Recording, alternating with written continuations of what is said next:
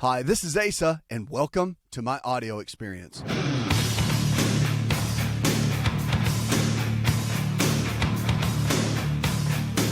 Your prescription for change. We're going to kick this show off and go with Larry. Larry, welcome to the show, man. Hello there. How you doing? I'm living well. What's up? How can I help? Yeah, I'm really concerned about high blood pressure. I drive trucks, and me and not only me, but a bunch of my friends are on blood pressure medication. And I know that there's got to be some alternative that I can take besides drugs. And also, it also affects you sexually because it drops your blood pressure, the drugs that you take. So I was wondering what alternative could I do, or is there something that I know that I can do to offset this? Yeah, I mean, with high blood pressure, it just depends. I mean, like I said, there's different medications that you can take. And depending on what your doctor has you taking, you can, a lot of times, if you're having any kind of sexual dysfunction or if it's affecting you in a negative way, you can always talk to your doctor and they can switch around the medications. Have you done that to see if to try some different classes of blood pressure medication to see if it helped improve this situation? Not yet. Yeah, that's always good to do because there are multiple classes of drugs that can help with blood pressure. And, you know, like the beta blockers, anything ending in OL, okay, like metoprolol, those drugs can typically, they can cause some erectile dysfunction issues, and something you got to be careful for. And they can switch over to, you know, depending on what your blood pressure has been running, they can put you on other medications, you know, like an ACE inhibitor. I mean, there's other classes that can work, and they have their own side effects too, but sometimes you don't have to deal with those side effects. Everyone's different, and that's why they can kick around that. Now, if you want to know more of a natural way of handling these kind of things, there are some things out there that can help. However, I'm a big fan. If your doctor has you on something, you know, you need to stay on it. And if you want to do anything different, make sure you work with them and talk with your doctor about any options, because blood pressure is not something you want to play around with. And many times, even if you want to go in a natural route, sometimes depending on how high your blood pressure has been, it's good to be on something very light, like a lisinopril or something like that, for a short period of time to get things regulated while you change your lifestyle, all right, drop some weight, whatever it might be that you need to do for your overall health. So just a couple of things, you know, at the end of the day. But naturally, a couple of things. L-arginine, L-citrulline, they work hand in hand together along with potassium and green tea. There's different supplement combinations that they make that what it does, it helps with nitric oxide in the body. They've also done studies on that says that it can increase or improve erectile dysfunction, and it can help with blood pressure related issues. So, I mean, that's something you might want to look into, do some research on in those supplements. Now, the other is jumping on a rebounder or a mini trampoline. Many studies have been done with mini trampolines. I mean, first of all, it's pretty fun. If you haven't ever done it, you get a little mini trampoline for like $100, and they're a great company to get it from is urbanrebounder.com. They have them at Dick's Sporting Goods, but you can also order online, and they're very durable. You've got to really be careful with the foods that you eat. I know it's tough to eat on the road, but you can make better choices. My book, Empowering Your Health, will lead you down the way of making better choices and can be very helpful to you in that path. Talked to a lot of truckers here on the show, obviously. And so we've come up with a lot of great tools to help you guys. But as far as blood pressure goes, supplementation can be helpful. Exercise is a key. And, you know, while you're driving and doing what you do, make frequent stops if you can. And if you can get out and walk 15 minutes, maybe 2 or 3 times a day during those long treks where you're maybe driving 12 hours or so, that can make a big difference. Even the walking can truly help in blood pressure related issues. It has been proven that the exercise can be so helpful. But again, nothing's going to happen until you change everything. And that includes diet. You know, your habits are so key when it comes to blood pressure. Genetics play a little bit of a role, but it's habits, weight, and the overall picture, I guess is what I'm trying to say. Okay, keep me posted how it goes in your new lifestyle choices and working with your doctor. You can always email me, 888-283-7272. Lines are open. Got questions about your health? We'll take them right now. You can always shoot me that email And we'll be glad to take your calls, 888-283-7272. Chris in Cincinnati, Ohio writes, I've been struggling with high blood pressure and high cholesterol. Well, we just tackled, Chris, the blood pressure related issue. And if you're looking from a more natural perspective, then that's what we just talked about. Let's talk about cholesterol for a minute, because cholesterol and high blood pressure goes hand in hand. And when you are looking at the two, you have to make sure, obviously, if you tackle one, you've got to look at the other with many people. A lot of times people are on statin drugs that are also on high blood pressure medication. So really the two go hand in hand when you're working through those. So cholesterol, let's talk about it.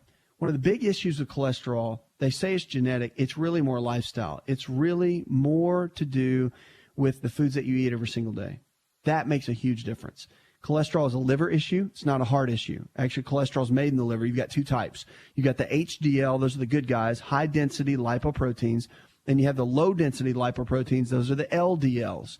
So both of those are key ingredients for what your body uses for hormones and for other aspects of our health. You want to have the HDLs about 50 to 70 on the blood test. You want to keep the LDLs under 100. And that's for overall cholesterol health. Now, getting it too low can be a challenge, so make sure you don't get it too low, even working with your doctor. So just make sure that you stay hand in hand with them. But at the same time, there's a lot of natural things you can do. Now, if you're taking something like Crestor or any of the statins, simvastatin, whatever you might be taking because of cholesterol, one thing you have to know that statin drugs will deplete the body of coenzyme Q10. Coenzyme Q10 is very heart protective, and that's why people that start taking statin drugs over a long period of time can have some instabilities in their heart. And when you have instabilities in your heart, that obviously not a good thing, right? It goes opposite of what we're trying to accomplish. So supplementing with CoQ10, talk with your doctor. It's pretty standard of care now with physicians that are giving statin drugs to put someone on CoQ10. 50 milligrams minimum. Some even go for 100 milligrams, but just check with them and keep on that. That's the research that's out right now. But cholesterol, we've known for years that eggs are the top cholesterol-lowering food that we have, and it's in the yolk. The yolk actually creates, has two components in it that actually creates almost a shearing method to get rid of the plaqued arterial walls. So 2 to 3 organic eggs every single day cooked in coconut oil or butter can actually be extremely beneficial. Now, if you don't want to cook them, throw them raw into a smoothie. Another great way to do it. A lot of times that's how I take my eggs. The less you cook the egg, the more intact the protein is, the better it is for you. So just a couple of things to think about when it comes down to keeping those cholesterol issues where they need to be. Red yeast rice, that's actually what they based a lot of the statin drug research on. And, of course, they still sell that in all the supplement stores. It's been used for years to help manage HDL cholesterol and lower LDL.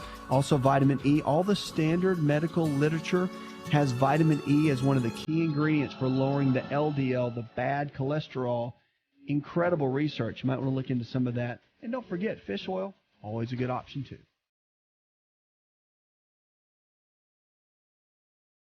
Hi, it's Asa. I'm giving you a copy of my best-selling book for free to help you in your health journey today. I'll pay for the book.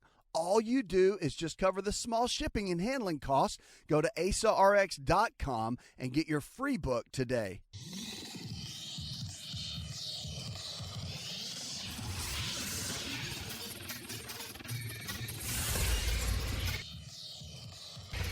To find out more, connect with On Call Radio online at IntakeNetwork.com. Lines are open, 888-283-7272. Welcome back to the show. This is your show. It's the show where your health is your greatest wealth. Check us out on the web. Remember, if you're looking for a lifestyle provider in your area, someone that believes the same way we do, check out the website. You can find one of the professionals in your area that can help improve your lifestyle and take you to the next level. We got Jamie in Toledo, Ohio that says, my husband, who's only 29, is suffering from Restless Leg Syndrome, or RLS. It's a little young, isn't it? What can he do for this? Well, with restless leg, depending on what the root cause is, and I'm not sure, you didn't list any medication that he might be taking, but I can tell you that restless leg typically comes from a mineral deficiency. That's what usually happens. So you might want to do some research on minerals, trace minerals, that sort of thing, and have someone that you can work with on that. But usually it's minerals, calcium, magnesium,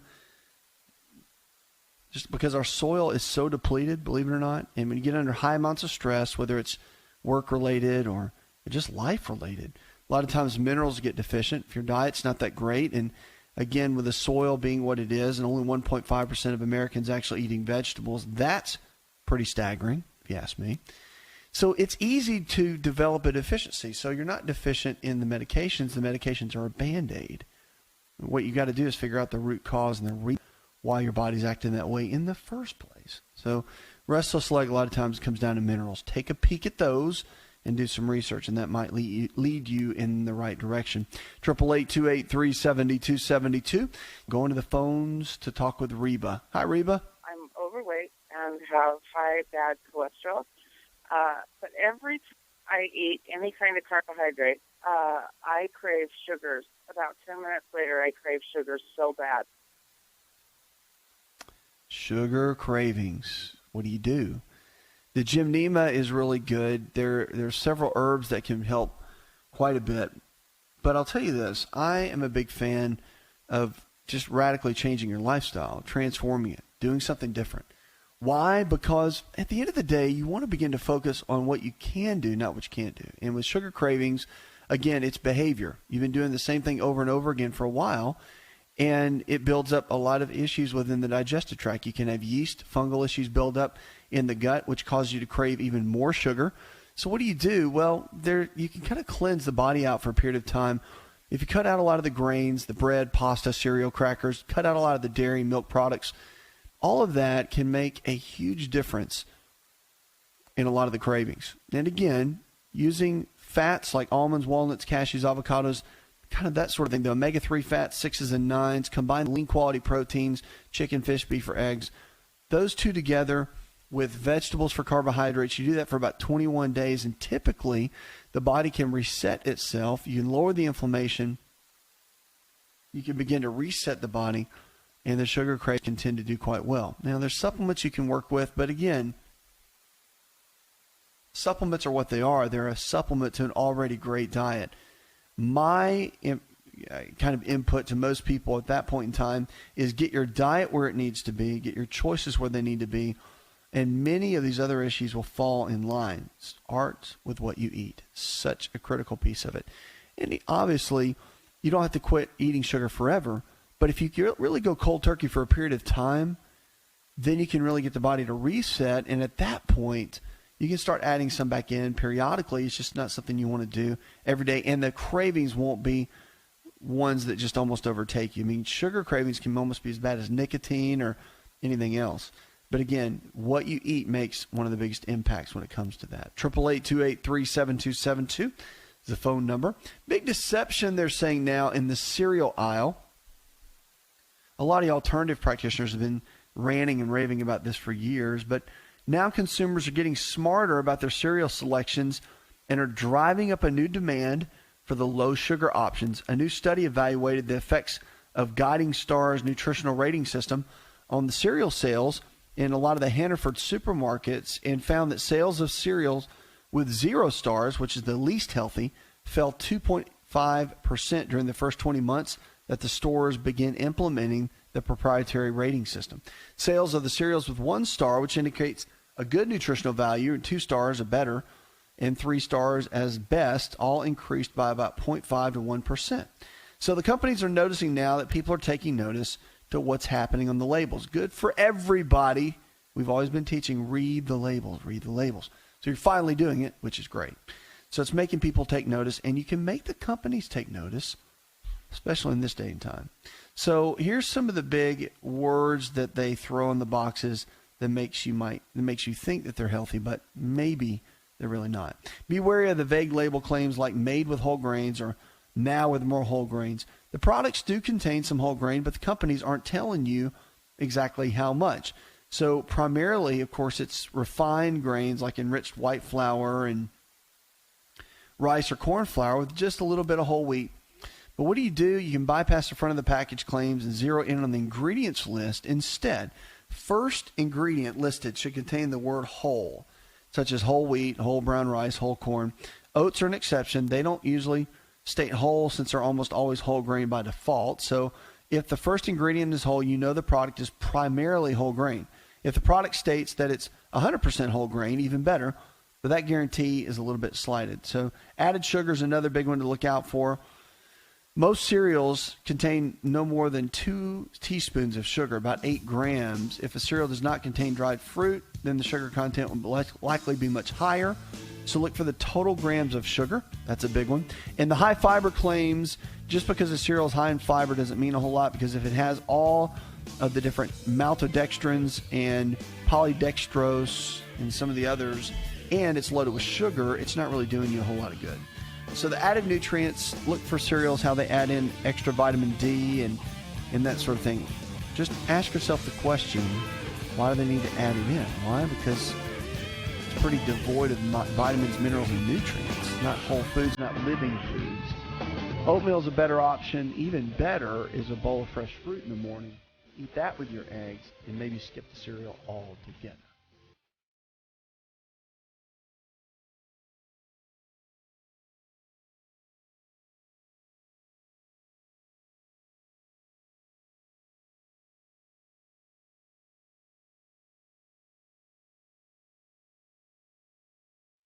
Are you ready to chow? It's time for Keto Chow. When it comes to eating healthy, the keto diet has become one of the nutrition leaders in optimizing health, losing unwanted weight, and reaching your health and wellness goals. No extravagant cooking, no long kitchen cleanup, and most importantly, especially for me, it's convenient. Just put quality Keto Chow powder in a bottle, add some heavy whipping cream or your favorite fat, a little water, and boom, shake it up and you're ready to chow. Keto Chow tastes amazing. So make Keto Chow easy for you and your family today with Keto Chow. Let's go chow. Visit Keto Chow online at ketochow.xyz. That's ketochow.xyz. Hi, it's Asa. I'm giving you a copy of my best-selling book for free to help you in your health journey today. I'll pay for the book.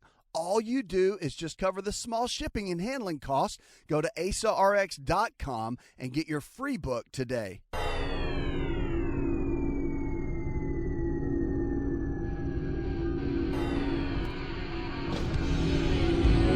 To find out more, visit the show online, InShapeNetwork.com.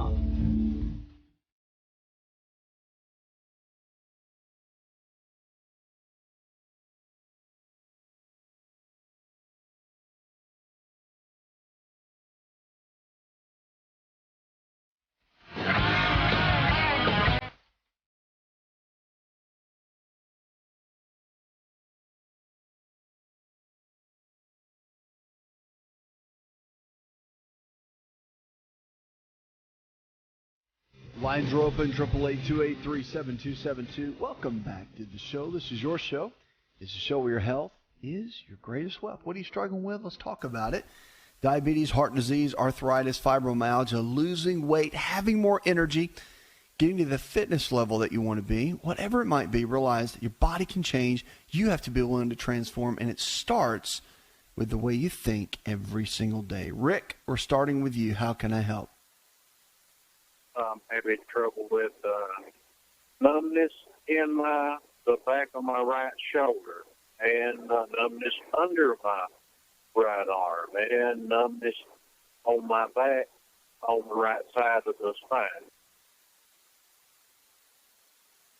So if you're getting a lot of numbness in those areas, one thing I would do first and foremost, you definitely want to get it checked out. You can go the route with your family physician, have them take a look at it, which is a good way to go. And I would also get it looked at from a chiropractic physician, definitely at some point, just because it may be non-surgical. It might just be some issues in, with the spine and some of the nerves, and that can be easily corrected, non-surgical. And so that's a great way to go. But if you go that route, see your family physician and see a chiropractic physician, you'll do well, because you're going to get great input and insight with where the body's going at that point. So at the end of the day, it's a great spot to begin with. Now, again, depending on the root cause of it, if it's wear and tear, if it's from your job or a certain posture that you've had over the years, or if you had an accident, all that matters. And they'll be able to evaluate through that and figure that out. But the numbness, obviously it's nerve related. And so someone needs to look at it from a neurological perspective to be able to put 2 and 2 together. So again, that's the point. 888-283-7272. Lines are open. Questions about your health, give me a call right now or go online. Ronnie, you're next with us. How can I help? I'm an over-the-road truck driver, and I had started out trucking at 205 pounds, and I have lost down to about 183.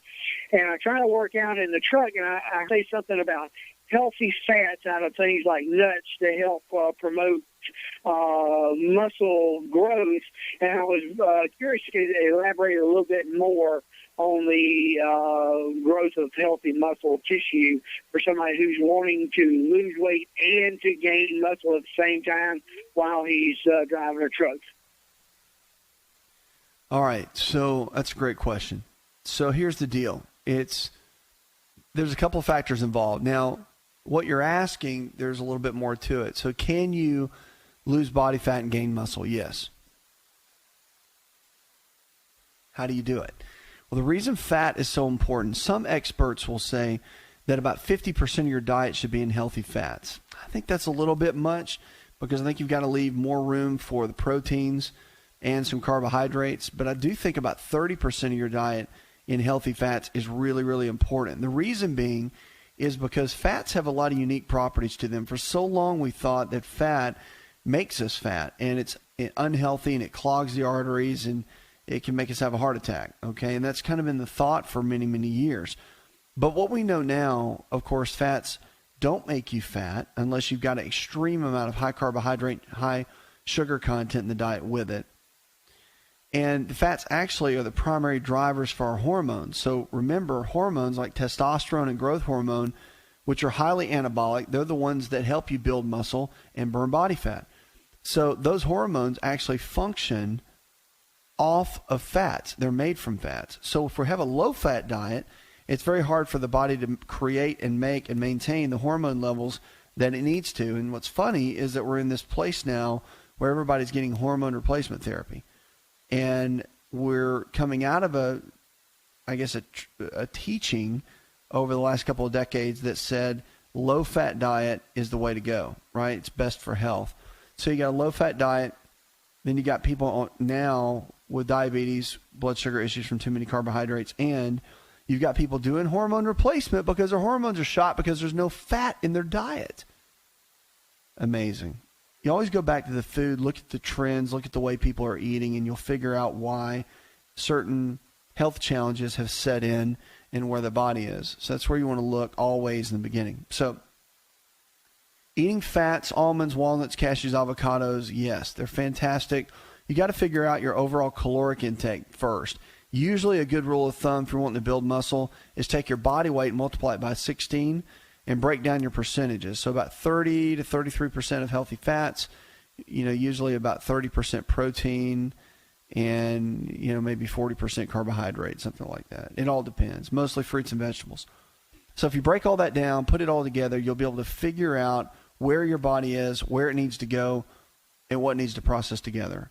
And you can break out your nutrients, get all your grams of protein and fats, carbohydrates down. It's always good to have someone work on that with you, by the way. I think having a good coach to walk you through that is a big key. And once you have that, then you can build a good solid foundation and game plan from there. So there's my 2 cents. But you have to exercise. You can't just sit around and drive a truck for 12 hours a day, eat fats, and burn body fat and build muscle. So I would figure out a way to do some kind of weight training 3 days a week because that's going to be important to maintain lean muscle tissue.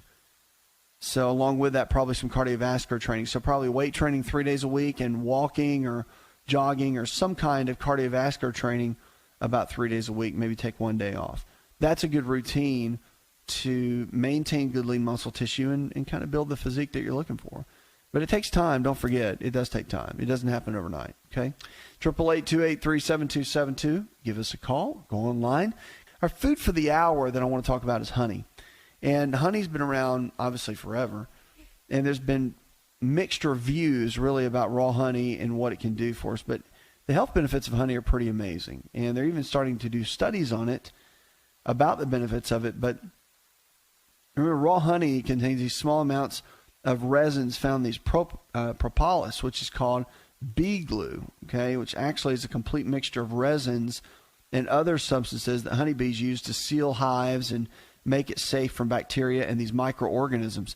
Honeybees make the actual honey, and of course it has these plant resins in the secretions. Beekeepers a lot of times will use special screens around the inside of the hive boxes to trap these resins because the bees can spread the substance all over. Well, the resins that are found are amazing. Researchers have actually discovered that these substances prevent colon cancer in animals by shutting down the activity of two enzymes, and also the raw honey is when it's extensively processed and heated, the benefits of these nutrients are actually eliminated. That's why raw honey is always the best.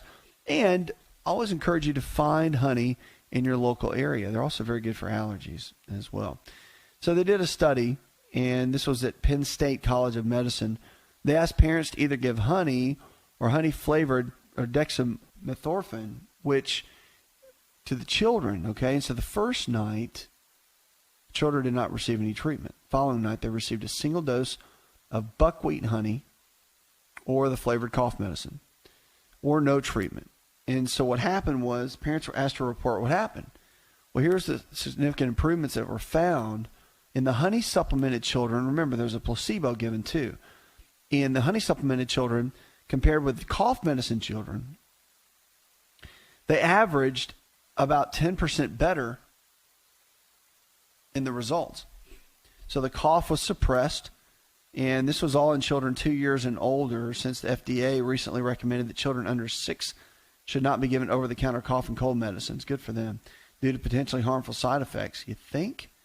Well, however, it's important to note that the study did not attempt to test the potential benefits of the buckwheat honey for children under 2. And the recommendations of the American Academy of Pediatrics and other children health organizations is the total avoidance of honey by children 1 year and younger.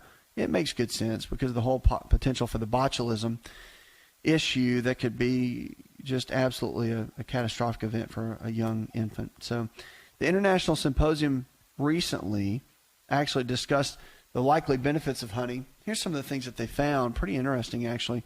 They said the different varietals of honey possess a large amount of friendly bacteria, so they contain a lot of probiotics.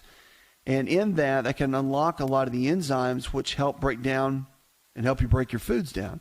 And they said because of this, repeated metabolic stress from cortisol, which, by the way, they're saying the honey helps lower cortisol, but they're saying that repeated metabolic stress from cortisol produced when less than optimal liver glycogen stores are available during sleep leads over time to an impaired glucose metabolism, insulin resistance, diabetes, and increased risk for cardiovascular disease and diabetes. They also found, which I thought was interesting, that honey boosts immunity, and research conducted by several hospitals in Israel found that honey effective in decreasing the incidence of acute febrile neutropenia when given a certain amount of honey, which is fascinating in itself. 32% of the cancer patients involved in this immune study reported an improved quality of life. So it also improves athletic performance and can heal wounds. A lot of great benefits. They're saying a spoonful a day of honey keeps free radicals at bay. That's a nice little quote. American Chemical Society in Anaheim, California did a study, and they found that a tablespoon of honey every single day makes a huge difference. It's also helpful for people with high cholesterol and type 2 diabetes. They did a study actually with 15 subjects, and they found that their C-reactive protein, which acts as an inflammation marker, was lowered tremendously just by taking a tablespoon of honey a day. Raw honey is powerful. We'll be right back.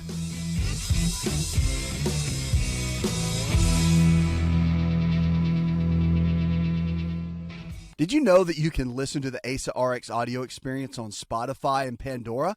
For all the ways to watch and listen, check out our show page at asarx.com/experience.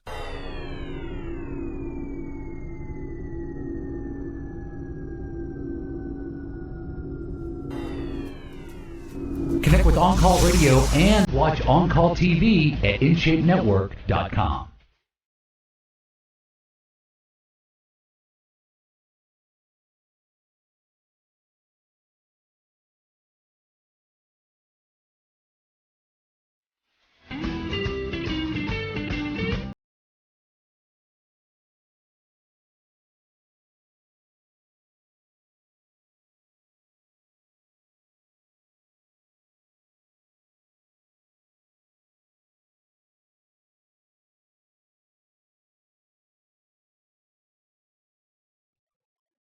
Quote for the hour comes from Paulo Coelho, says to be brave, take risk, and nothing can substitute for experience. Powerful, and it's true. Calorie counts are coming, they say, but will they be accurate? That's the key. If you're on the border, of course, a weekly tradition for someone, they could be gaining a pound a month from a lot of the chips that they eat or junk food. Tufts University, they did a study on this, and nearly one-third of the calories on average Americans consume come from food prepared outside of the home. And Margot Wooten, who's a director of nutrition policy at the Center for Science and Public Interest, says that there's a part of the reason for the Affordable Care Act mandate that chain restaurants with 20 or more outposts must start posting calorie counts on their food items along with descriptions and prices of their offerings.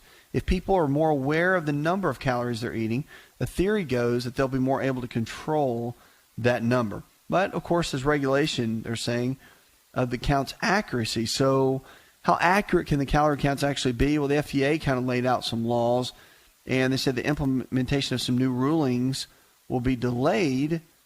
But, of course, one aspect of the delay implementation is that the regulators are still trying to determine how accurate they can be in this. So the FDA refused to clarify on this. Sheila Burgess said in kind of a briefing, she said the FDA already regulates some calorie counts in various foods and the packaged foods you buy from the grocery store. But in those cases, the FDA has ruled that the counts have to be within a window of about 20%.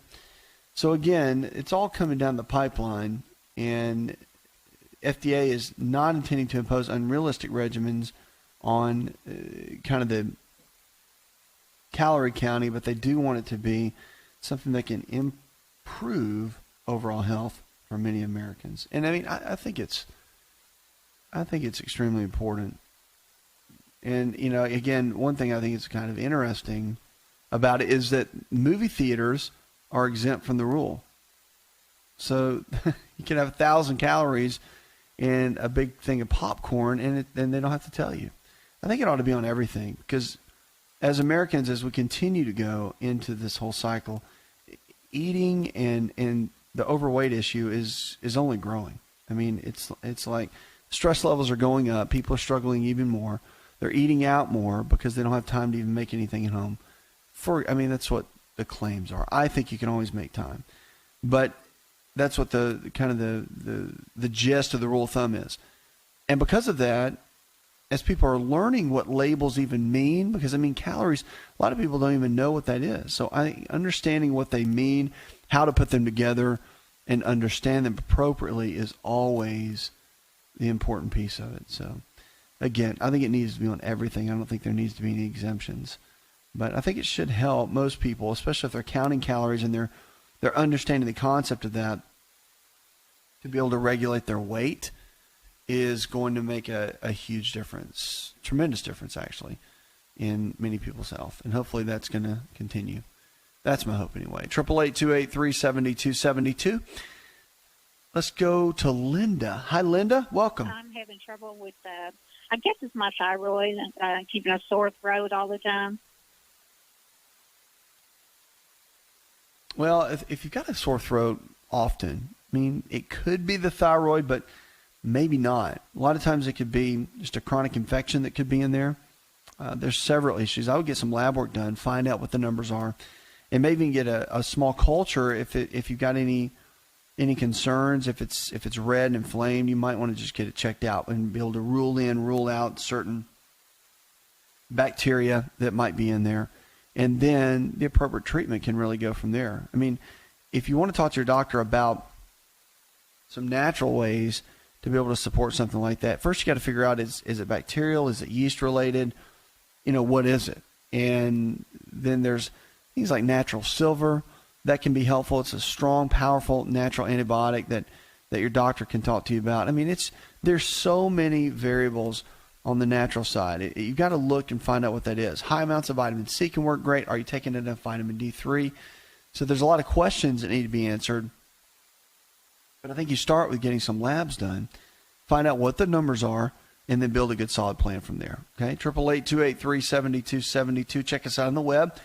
prevent breast cancer is kind of a hot topic. And middle-aged women, they're saying there's some new tips they can start in their 20s that can really help on the prevention side. So women who want to help prevent breast cancer when they're in the middle age must begin in their 20s, a new U.S. researcher advises. So unfortunately, college-age women generally do not consider themselves at risk for breast cancer. Dr. Isabel Mercier, who's a research assistant and professor at the University of Sciences in Philadelphia, she made this statement. She said, however, there are several risk factors that contribute to the development of breast cancer that need to be understood early in life to prevent the development of breast cancer down the road. So women in their early 20s need to know some of the risk factors. So number one is a family history. Obviously, you want to know that.